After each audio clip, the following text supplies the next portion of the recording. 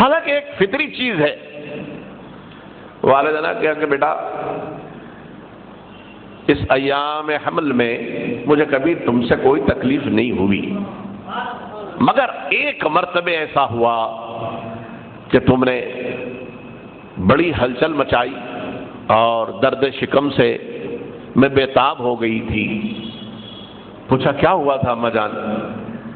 فرمانے لگی کہ میں اپنے صحن میں کھڑی ہوئی تھی اور گھر کا آنگن سامنے تھا، آنگن میں باغ تھا، اس باغ میں ایک انار کا درخت تھا، اس درخت کی ایک ڈالی پر کھلا ہوا انار تھا، بڑا شگفتہ بڑا تازہ انار تھا۔ دل ہی دل میں خواہش ہوئی کہ میں وہ انار توڑوں اور کھاؤں۔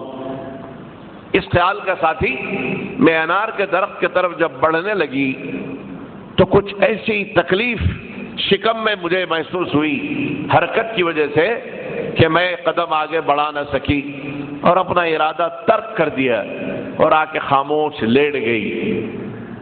اس تکلیف سے میں انار توڑ نہ پائی۔ حضرت پیران پیر غوث العظم نے فرمایا اما جان میں آپ کے شکم سے اس وقت وہ انار کے درخت کو دیکھ رہا تھا، میں نے عمدن ہلچل کی تاکہ آپ وہاں تک پہنچنے نہ پائے۔ پوچھا کیوں؟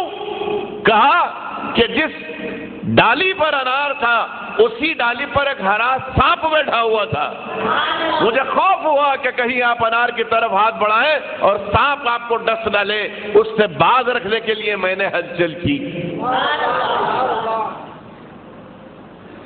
ابھی دنیا میں آئے نہیں ہے، مرضی چل رہی ہے۔ ہم لوگ سب کو اپنے پر قیاس کرتے ہیں اور اپنے کو سب پر قیاس کرتے ہیں۔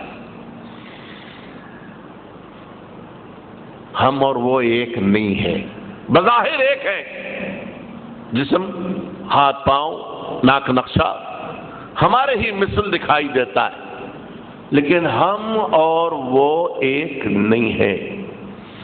یہ وہ ہے جو ادھر سے منتخب ہیں، اللہ ان کو بطن مادر ہی سے ولایت دے کے بھیجتا ہے، ورنہ ولایت حاصل کرنے کے لیے ایک مومن کو بڑا مجاہدہ ریاضتیں مشقتیں عبادتیں کرنی ہوتی ہے، تب جا کے کوئی ولی بنتا ہے، لیکن وہ جس کو چاہتا ہے پہلے ہی سے ولی بنا کے پیدا کرتا ہے، یہ اس کا اختیار، جس پہ چاہے یہ کرم کرے۔